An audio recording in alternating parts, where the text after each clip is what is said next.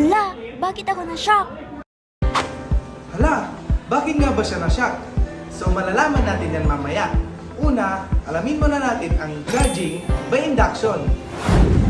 Inductive charging is a wireless power transfer.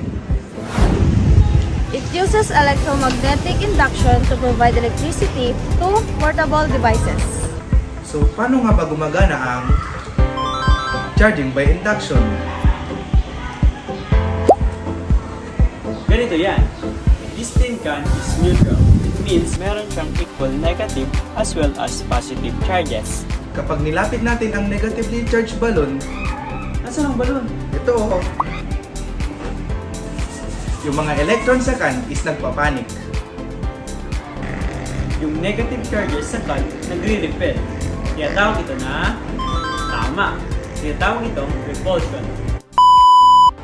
According to Benjamin Franklin, the Coulomb's law in physics, like charges repel each other, while unlike charges attract each other. Lumilipat sila sa kabilang side dahil parehong negatively charged ang balloon at ang tin can. Kaya yung side ng can na malapit sa balloon ay nagiging tama, positively charged. Pero take note, hindi nagdidikit ang tin can at ang balloon. It means, rearrangement lang ng charges ang nangyayari.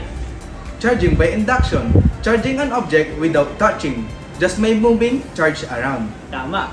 Yan ang charging through induction. Let's see this in action. But before that, I need some help. Meet the negatively charged balloon. Where? In a neutral tin can. Let the show begin. I'll wrap the balloon on my hair.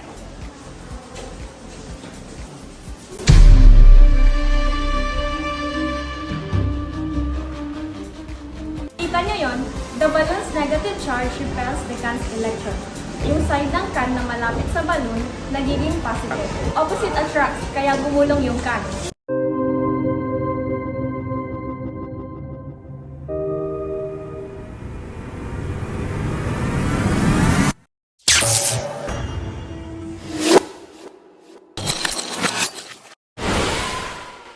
Hala, bakit ako na-shock? Habang nilalapit mo ang kamay mo sa doorknob, which is neutral or metal, nangyayari ang charging by induction. Ang negative charge sa kamay mo ay nagre-repel ng electron sa doorknob. Kaya yung side ng doorknob na malapit sa kamay mo, nagiging positively charged.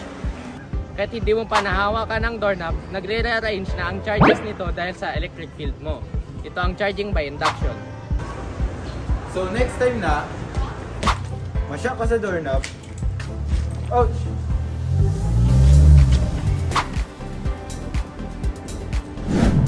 O gumugulong na lata,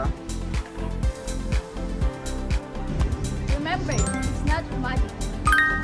It's charging by induction. Visible forces are everywhere. Now you know how it works. At comment down below kung ano pang science topic ang gusto nyo namin i-explain. With you.